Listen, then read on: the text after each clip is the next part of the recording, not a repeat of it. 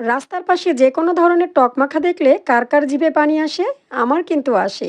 এমন টাইপের টক মাখা দেখলে কার না জিভে পানি আসে? তারপরও আবার এখন কিন্তু আমের সিজন চলছে। কাঁচা আম দেখলেই আর কিন্তু সহ্য করা যায় না। যদিও বাইরের খাবার খাওয়াটা স্বাস্থ্যসম্মত না, বাসায় খাওয়াটা বেশি ভালো, কিন্তু তারপরও এনাদের হাতের মাখা কিন্তু খেতে বেশ ভালোই লাগে। এজন্য আজকে যত রকমের টক মাখা ছিল সবগুলোই খেয়েছি। তা প্রথমে খেয়েছি আমি কাঁচা আম মাখা। তো কাঁচা আম তো খেয়েছি, এখন মনে হলো একটু পেয়ারা মাখা খাই। আমি পেয়ারা মাখা চাইতে চাইতে একজন এসে বলল তাকে বিচি ছাড়াই পেয়ারা মাখা দিতে হবে, মানে মাখা না, একটু বিচি ছাড়া পেয়ারা আর একটু লবণ দিয়ে সে খাবে। তো এটা খাওয়া সব থেকে বেশি ভালো, কিন্তু আমরা মেয়েরা তো একটু মাখা চোখাই পছন্দ করি, তাই না? তারপর এনাকে দেওয়ার পরে আমি বললাম, মামা আমাকে একটু তাড়াতাড়ি দেন, আমারটা দেন, আমি একটু ব্যস্ত আছি। আমি যে আম মাখাটা খেয়েছি সেটা কোনো রকম মোটামুটি ঝাল ছিল, কিন্তু আমি এবার ওনাকে বললাম যে আমাকে একটু পেয়ারা মাখায় ঝালটা একটু বেশি দিবেন। কিন্তু আমি এটা বুঝিনি যে আমার পেয়ারা মাখায় এত পরিমাণে ঝাল হয়ে যাবে। তারপরেও আমি তো খেয়েছিলাম, কারণ আমার মুখে কিন্তু খেতে বেশ ভালোই লাগছিল। আর যতই যা বলেন না কেন, সত্যি এটা মানতে হবে, এনাদের হাতের মাখার সাথে আমাদের বাসার মাখার কিন্তু কোনো মিল নাই। কিন্তু আর যাই হোক, আমাদের বাসারটা কিন্তু বেশি স্বাস্থ্যসম্মত।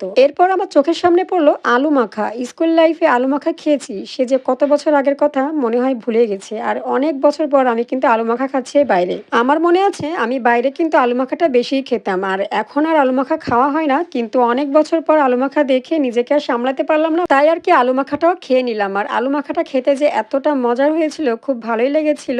আর আলু মাখা খেতে কিন্তু কে কে পছন্দ করেন অবশ্যই বলবেন। সব মাখা খাওয়ার পরে আমার যে কি পরিমাণে ঝাল লেগেছিল, ভাগ্যিস আমার পাশেই ছিল এই আখের রসের এই ভাইয়াটা। তারপর কি চটজলদি করে এক গ্লাস আখের রসটাও খেয়ে নিলাম। তো খেয়ে তো আমার দিলও ঠান্ডা, মনও ঠান্ডা। তারপর আমি খুব সুন্দর করে ফুরফুর করে রিক্সায় করে বাড়িতেও চলে আসলাম। আর হ্যাঁ, সঙ্গে কিন্তু আমার মেয়েও ছিল। তো আজকে এই পর্যন্ত, সবাই ভালো থাকবেন, আল্লাহ হাফেজ।